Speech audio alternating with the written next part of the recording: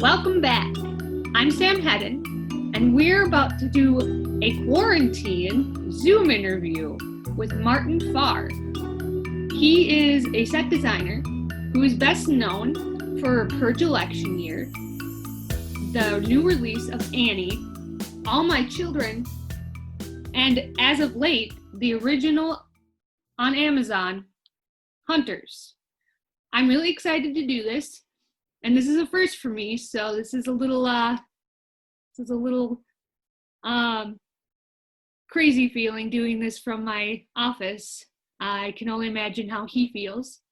I have not done as much disasters since I've gotten out of the soap operas. So unfortunately, I was starting to design some of the reoccurring sets, Right. Dealing with the producers, and ABC decided, it was too expensive to film in New York and they were going to pull out. And those studios are now, I think they've sold them. Oh, wow. So there used to be like 7 soap operas that were shot up in the Upper West Side. It's like Ryan's Hope and I don't know, Loving and all those shows. Right. And it went down to 2, and then they decided, they took All My Children to California for a year and One Life to Live. So then I got out and have been making my way in the freelance world ever since. So, which is different. Nighttime television is so different. But it was when I got out, instead of just Rescue Me and the soap operas and Law and Order, there were like 15, 20 shows going and some movies. right. Well, so in this current environment, obviously, I'll bring this question up because it's interesting to know. You do freelance work. You're an artist. I mean, Yes. I know that you do adjunct faculty teaching. Yes, I teach one night a week. But I mean, as an artist, as someone who works in the television industry, first of all, how has this whole COVID quarantine affected that? And what's it like in New York right now?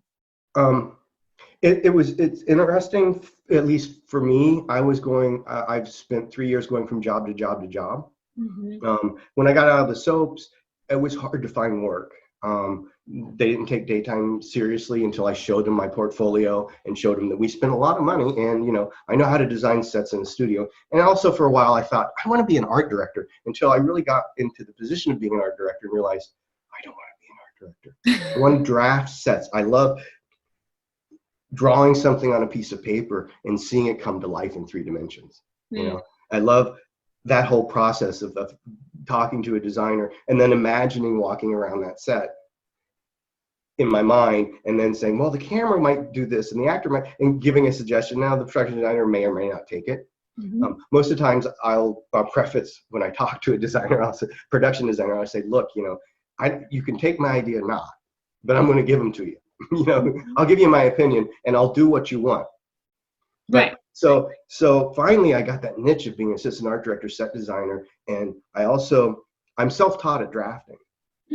And I do Vectorworks, and once I started grasping the concept of it, and since I spent 10 years drafting shows by hand for soaps, 2 soaps, I drafted a lot of sets. In a wide variety.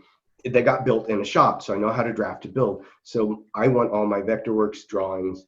I'm very proud of them looking like hand drafting. Wow. Pat Woodbridge, who was the art director for Annie, also wrote the book Entertainment Drafting for Designers. Was right. Like, Martin, this is great drafting, and it was right after we bashed computer drafting at the table. Right. And it was with computer drafting. So that was great. That was really great to hear. So anyhow. Finally, I found my niche in assistant art directing, set design, and drafting. I guess the short answer is it was nice the first few weeks because I actually had a vacation. I got to catch up on some things. I updated my website, and now I'm down to projects in the house and going a little stir crazy. I'm at the point I really want to get back to work. Right.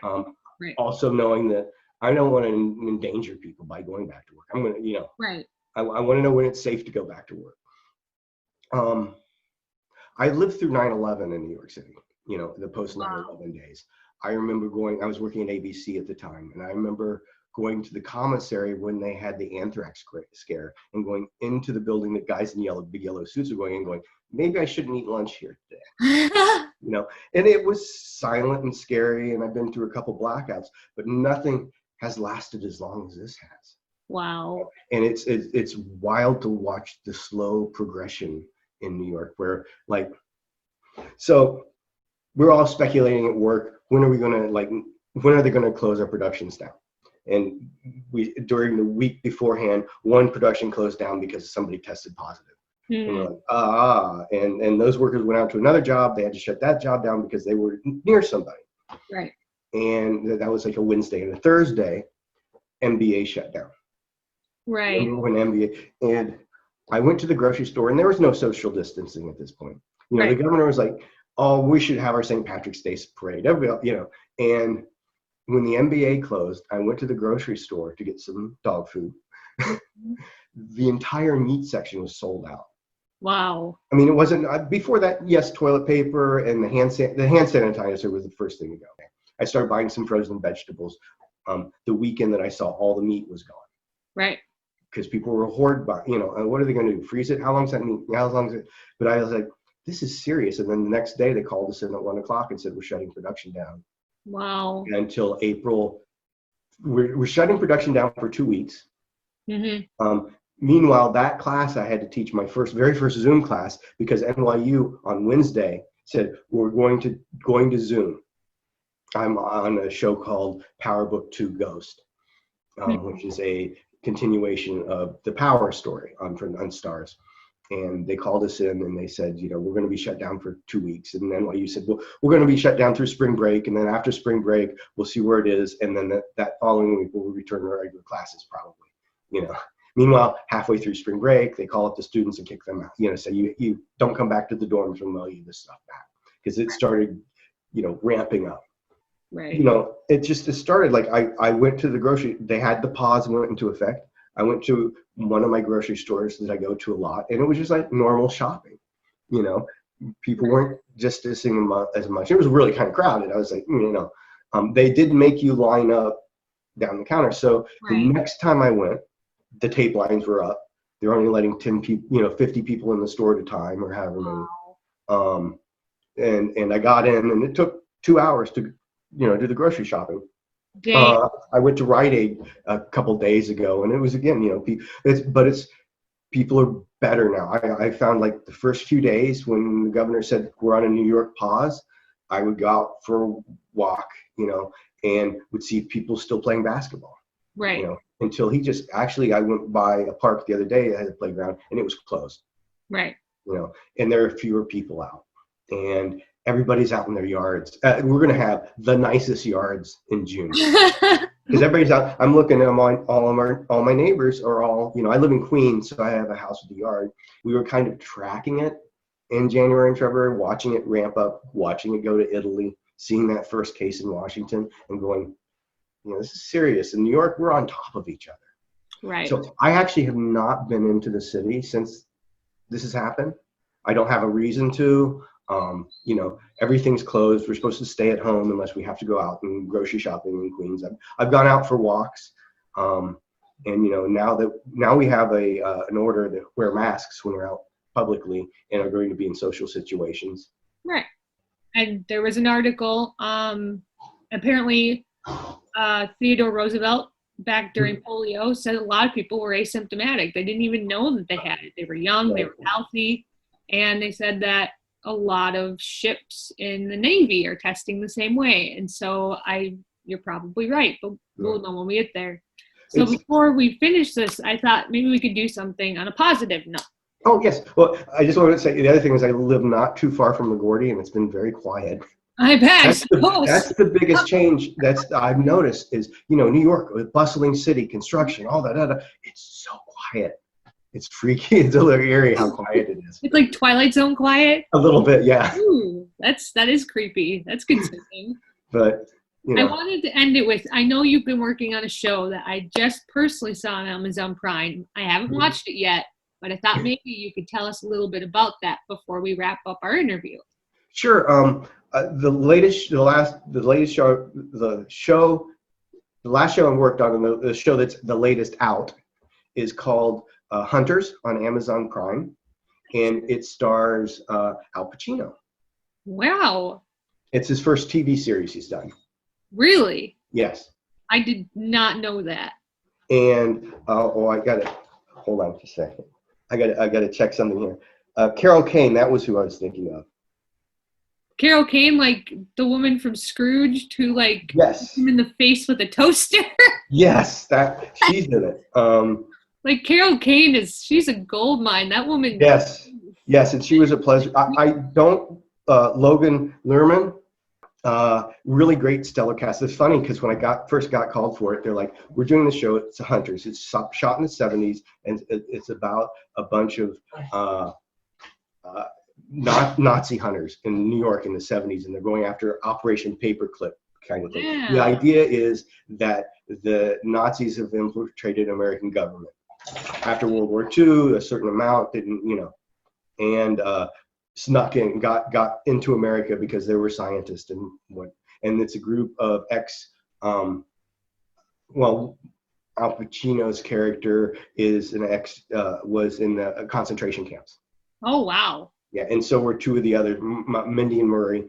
They were concentration camps, and there are other characters in this. There's a very big character cast, and I was like, Kurt Beach is a production designer, brilliant production designer. He just finished Black Klansman.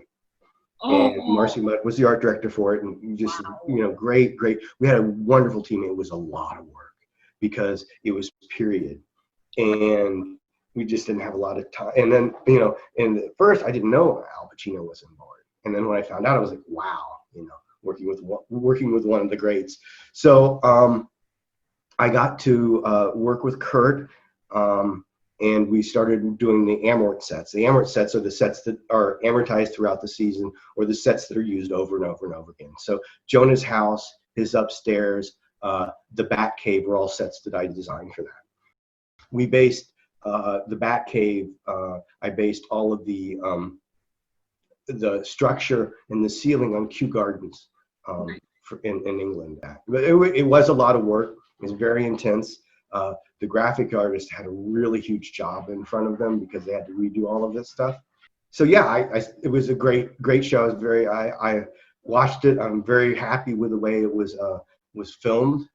I think it's a pretty fun watch. So what are some? I have your website, your email listed, but what are some ways that someone could contact you or could see your work? So my website is entertainment-design.com. Okay. And that's where, if you want to see my work, it's updated now. thanks to my stay-at-home policies now. It's all updated. I have an Instagram page. It's FAHRER Studio, and that's got some various stuff. I do